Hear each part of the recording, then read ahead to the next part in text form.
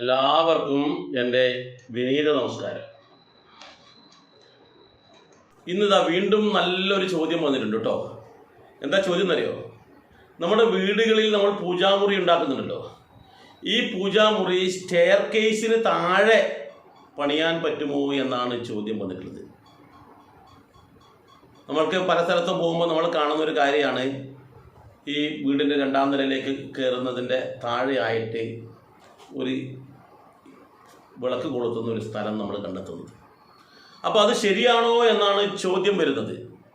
അതോടൊപ്പം അവർ ചോദിച്ചു, 2ാം നിലയിൽ ഇങ്ങനെ പൂജാമുറി ഉണ്ടാവാൻ പാടുണ്ടോ, പ്രാർത്ഥിക്കുന്ന സ്ഥലം ഉണ്ടാവാൻ പാടുണ്ടോ എന്ന്. അവർ പറയുന്നത്, പൂജാമുറി എന്ന് പറയുമ്പോൾ അത് ഭൂമിയിൽ സ്പർശിക്കേണ്ടതില്ല, ഭൂമി സ്പർശം ഉണ്ടാവേണ്ടേ, അപ്പോൾ 2ാം നിലയിൽ ചെയ്യുന്നത് ശരിയാണോ എന്നാണ് ചോദ്യം.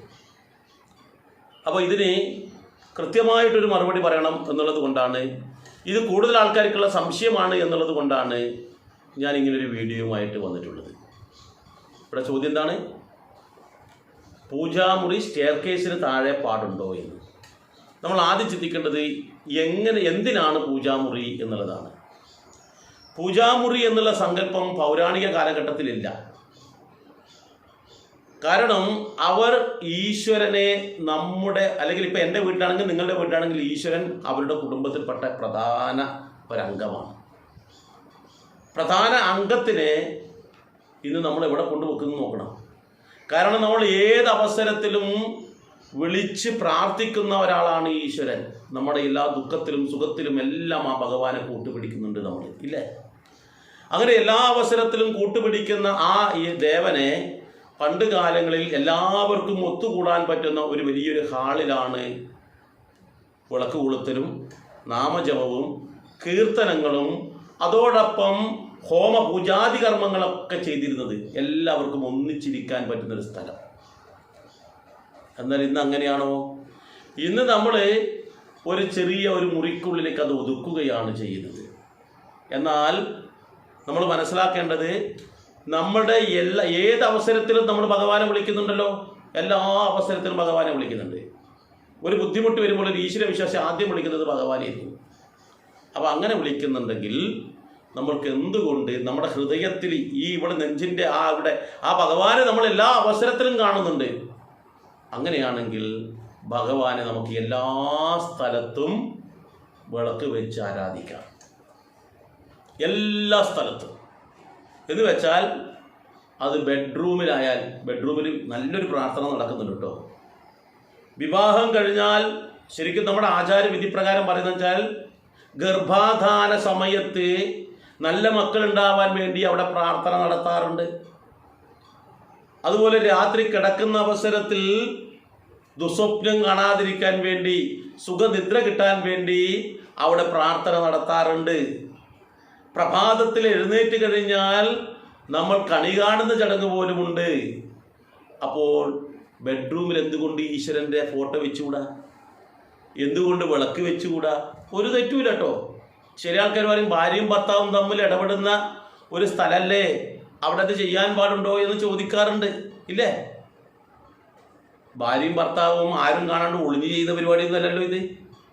അവർക്കൊരു ലൈസൻസ് ഉണ്ട്, സമൂഹം അംഗീകരിച്ചു കൊടുത്ത ലൈസൻസ് പ്രകാരമാണ് അവർ ഭാര്യയും ഭർത്താവുമായിട്ടുള്ളത്. അത് ഈശ്വരൻ സാക്ഷിയായിട്ടാണ്, അഗ്നിസാക്ഷിയായിട്ടാണ് വിവാഹം കഴിച്ചിട്ടുള്ളത്.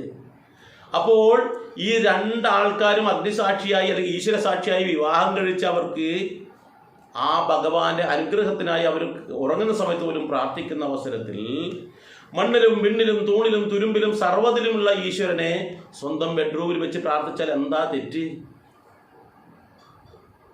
ഭഗവാൻ എല്ലാ സ്ഥലത്തുമുണ്ട്. എന്തിനേറെ മത്സ്യത്തിലും മാംസത്തിലും എല്ലാ സ്ഥലത്തും നിറഞ്ഞു കിടക്കുന്നത്. അപ്പോൾ ഇന്ന സ്ഥലത്തില്ല എന്നില്ല. പക്ഷെ നമ്മളാണ് ഭഗവാൻ അവിടെ ഇല്ല പാടില്ല, അത് അശുദ്ധിയാണ്, ഇവിടെ അശുദ്ധി ഇല്ല എന്നൊക്കെ പറഞ്ഞ് മാറ്റി നിർത്തുന്നത്. നമുക്ക് ബെഡ്റൂം ഒരിക്കലും അശുദ്ധിയുള്ളതല്ല, ബെഡ്റൂം ഏറ്റവും ശുദ്ധിയുള്ളതായിരിക്കണം. കാരണം ഏറ്റവും കൂടുതൽ സമയം ചെലവഴിക്കുന്ന ഒരു സ്ഥലമാണ് ബെഡ്റൂം. അതുകൊണ്ട് ശുദ്ധിയുള്ളതായിരിക്കണം. അവിടെ ഭഗവാന്റെ ഫോട്ടോ വെക്കുകയോ പ്രാർത്ഥിക്കുകയോ ചെയ്യുന്നതുകൊണ്ട് ഒരു ദോഷമില്ല. അടുക്കളയിൽ വെക്കാൻ പറ്റുമോ? അടുക്കളയിൽ മത്സ്യമാംസാദികളൊക്കെ ഉപയോഗിക്കുന്നതല്ലേ, അപ്പോൾ അടുക്കളയിൽ വെക്കാൻ പറ്റുമോ? വെക്കാം. പണ്ടുകാലങ്ങളിൽ ഗണപതി ഹോമമൊക്കെ ചെയ്യാൻ വേണ്ടി വന്നു കഴിഞ്ഞാൽ അടുക്കളയിലാണ് ഈ ഗണപതി ഹോമമൊക്കെ ചെയ്യാറ്. അത്രയും ശ്രേഷ്ഠമായിരിക്കണം എന്നാണ് പറയുന്നത്. അടുക്കള പുണ്യമായിരിക്കണം. കാരണം അവിടെ ഉണ്ടാക്കുന്ന ഭക്ഷണമാണ് നമ്മൾ കഴിക്കുന്നത്, അത് ഉള്ളിലേക്ക് ചെല്ലുന്നതാണ്. അവിടെ ശുദ്ധി ഉണ്ടാവണം. അപ്പോൾ ഈ അടുക്കളയിൽ നമ്മൾ ഭക്ഷണം പാകം ചെയ്യുന്ന സമയത്ത് നമ്മൾ ഈശ്വരാരാധന നടത്തിയിട്ടാണ് ഒരു കാലത്ത് ഭക്ഷണം പാകം ചെയ്തിരുന്നത്. പൂജാമുറിയിൽ നിന്നും അല്ലെങ്കിൽ വിളക്ക് കൊളുത്തി വെച്ചിട്ടുണ്ടാവും പ്രഭാതത്തിൽ, അവിടെ നിന്ന് ദീപം കൊണ്ടുവന്നിട്ട് വേണം അടുക്കളയിലുള്ള അടുപ്പിൽ തീ കൊളുത്താൻ എന്നാണ് പറഞ്ഞിരുന്നത്. ആ അവസരത്തിൽ ഭക്ഷണം പാകം ചെയ്ത സമയത്ത് അന്നപൂർണേ സദാപൂർണേ ശങ്കരപ്രാണവല്ലഭേ എന്ന് പറഞ്ഞും കൊണ്ടാണ് നമ്മൾ അവിടെ പ്രാർത്ഥന നടത്തിയിട്ടാണ് ഭക്ഷണം പാകം ചെയ്തത്. അപ്പോൾ അങ്ങനെ പ്രാർത്ഥിക്കുന്നിടത്ത് എന്തുകൊണ്ടൊരു ഫോട്ടോ വെച്ചുകൂടാ, എന്തുകൊണ്ടൊരു വിളക്ക് കൊളുത്തിക്കൂടാ? അപ്പോൾ ഇന്ന സ്ഥലമൊന്നുമില്ല കേട്ടോ, എവിടെ വേണമെങ്കിലും വിളക്ക് കൊളുത്താം. എന്ന് വെച്ചാൽ നമ്മുടെ വീട്ടിലെ ഒരു കുടുംബാംഗത്തെ പോലെ കാണാൻ നമുക്ക് കഴിയണം ഭഗവാനെ. നമ്മുടെ ദുഃഖത്തിലും സുഖത്തിലും എപ്പോഴും ഭഗവാനെ മാറ്റി നിർത്തിക്കൊണ്ടുള്ള ഒരു ചടങ്ങുമില്ല. ഭഗവാനെ കൂട്ടുപിടിച്ചുകൊണ്ടാണ് എല്ലാ ചടങ്ങും ചെയ്യുന്നത്. അപ്പോൾ അങ്ങനെയുള്ള ഭഗവാനെ നമ്മൾ ഏതെങ്കിലും ഒരു കോർണറിൽ കൊണ്ടുപോയി വെക്കേണ്ടതില്ല. ഇവിടെ സ്റ്റെയർ കേസിൻ്റെ അടിയിൽ ചെറിയ ആൾക്കാർ വെക്കുന്നു. സ്റ്റെയർ കേസിൻ്റെ അടിയിൽ വെക്കേണ്ടതല്ല ഈശ്വരനെ. ചെറിയ ആൾക്കാർ ഷോക്കേസിൽ വെക്കുന്നു. ഷോക്കേസിൽ വെക്കേണ്ട ഷോ വസ്തുവല്ല ഈശ്വരൻ. ചെറിയ ഷോക്കേസാക്കി അതിനുള്ളിൽ വെച്ചിട്ട് അതിന് അലങ്കാരമൊക്കെ വെക്കുന്നു. ഇങ്ങനെ അലങ്കാരത്തിലുള്ള ഷോക്കേസിൽ വെക്കേണ്ട വസ്തുവല്ല ഈശ്വരൻ. അത് നമ്മുടെ ഹൃദയത്തിൽ വേണ്ടതാണ്, നമ്മുടെ വീട്ടിൻ്റെ എല്ലാ ഭാഗത്തും വേണ്ടതാണ്, നമ്മുടെ കുടുംബത്തിൻ്റെ എല്ലാ അംഗങ്ങളുടെയും മനസ്സിലും ഹൃദയത്തിലും എല്ലാ സ്ഥലത്തും വേണ്ട ഈശ്വരനാണ്. അപ്പോൾ ആ ഈശ്വരനെ കൊണ്ടുപോയിട്ട് സ്റ്റെയർ കേസിനടിയിൽ വെക്കുന്നത് ശരിയല്ല. പക്ഷേ വീട്ടിൽ നമുക്ക് പരിമിതമായ സ്ഥലം മാത്രമേ ഉള്ളൂ എങ്കിൽ ആ വിളക്കും മറ്റു കാര്യങ്ങളൊക്കെ അവിടെ വെക്കാം, തെറ്റില്ല. എന്നാൽ പ്രാർത്ഥന നടത്തുന്ന സമയത്ത് എല്ലാവരും ഒന്നിച്ചിരുന്ന് പ്രാർത്ഥിക്കുന്ന സമയത്ത് ഈ വിളക്ക് കൊണ്ടുവന്നിട്ട് എല്ലാവർക്കും ഒന്നിച്ചിരിക്കാൻ പറ്റുന്ന ഒരു സ്ഥലത്ത് ഇത് കത്തിച്ചു വെച്ച് അതിന് ചുറ്റും ഇരുന്ന് നാമം ജപിക്കുന്നതാണ് ഉത്തമം. നാമം ജപിച്ചതിന് ശേഷം ഈ വിളക്കെടുത്തിന് വീണ്ടും ആണെങ്കിൽ ആ സ്റ്റെയർ കേസിൻ്റെ അടിയിലാണെങ്കിൽ അവിടെ കൊണ്ടുവെക്കാം. എന്നാൽ ഈ സ്റ്റെയർ കേസിൻ്റെ ആ അടിയിൽ വരുന്നത് ഒരു ഗോപുരം പോലെ ആക്കിയിട്ട് അതിനുള്ളിൽ വെക്കുന്നതാണ് കുറച്ചും കൂടി നല്ലത്. അപ്പോൾ നമ്മൾ പലരും ചിന്തിക്കും, രണ്ടാം നിലയിൽ പറ്റുമോ എന്ന് ചോദിച്ചിട്ടുണ്ട് നേരത്തെ. രണ്ടാം നിലയിൽ പറ്റില്ല എന്ന് ചില ആൾക്കാർ പറയാറുണ്ട്. എന്താ പറയുക, പൂജാമുറിക്ക് ഭൂമി സ്പർശം വേണം എന്നാണ് പറയുന്നത്. എന്നാൽ ഞാൻ മനസ്സിലാക്കിയിടത്തോളം അതിൽ ഒരു യോജിക്കുമില്ല എന്നാണ് തോന്നുന്നത്. കാരണം ഭൂമി സ്പർശം വേണമെന്നുണ്ടെങ്കിൽ ഫ്ലാറ്റിൽ താമസിക്കുന്ന ആൾക്കാർക്ക് വിളക്ക് കൊളുത്താൻ പറ്റില്ലല്ലോ. 6 നിലയും 7 നിലയും 10 നിലയും 15 നിലയുടെയൊക്കെ മുകളിൽ താമസിക്കുന്ന ആൾക്കാർ എങ്ങനെ വിളക്ക് കൊളുത്താം? അവർ താഴത്തെ നിലയിൽ പോയിട്ട് വിളക്ക് കൊളുത്തേണ്ടി വരില്ലേ? നമ്മൾ എവിടെയാണോ വസിക്കുന്നത് അവിടെ നമുക്ക് വിളക്ക് കൊളുത്താം, ഒരു തെറ്റുമില്ല. അവിടെ എവിടെ വേണമെങ്കിലും വിളക്ക് കൊളുത്താം, എവിടെ ഇരുന്ന് വേണമെങ്കിലും നാമം ജപിക്കാം. സ്വസ്ഥമായി, ശാന്തമായി, സമാധാനത്തോടുകൂടി, സംതൃപ്തിയോടുകൂടി ജപിക്കാൻ പറ്റുന്ന ഏതൊരു സ്ഥലത്തും വിളക്ക് കൊളുത്തി നമുക്ക് ജപിക്കാം.